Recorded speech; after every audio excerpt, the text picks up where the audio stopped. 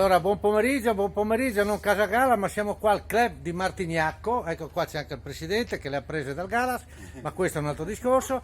Ma perché siamo qua? Perché mi è venuto, ho visto prima un passerotto, no?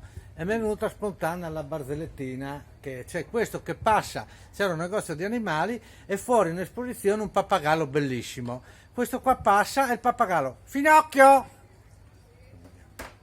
Questo qua va via. Torna il giorno dopo perché passava di lì per andare a lavorare il pappagallo, Finocchio! Porca miseria, allora, sì. Torna il giorno, Finocchio! Finocchione! A un certo punto si incazza, cosa fa? Va dentro il titolare, senta, adesso io non voglio dire. Se il pappagallo che mi offende ogni mattina, allora, se domani, mi dice ancora Finocchio, vengo dentro, tiro per il collo e chiudiamo il discorso. No, come adesso vedo io, un pappagallo maestrato, strano, così. Ecco, veda lei. Passa il giorno dopo il pappagallo silenzia. Ah, che miseria, eh? Si avvicina a te, eh? Ti attira le orecchie, il paron, eh? Se ti ha detto, eh? Sitto, com'è il pappagallo? Se ti ha detto, il pappagallo? Mi ha detto di non parlare coi finocchi.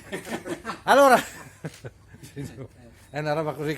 Signora, allora, Martignacco, club di livello, abbiamo bevuto la biretta perché l'ha pagata il presidente che ha perso. Casa Gala, non a Casa Gala, ma qui a Martignacco. Ciao, ciao. Ciao. Ciao. Grazie, arrivederci, una roba vergognosissima.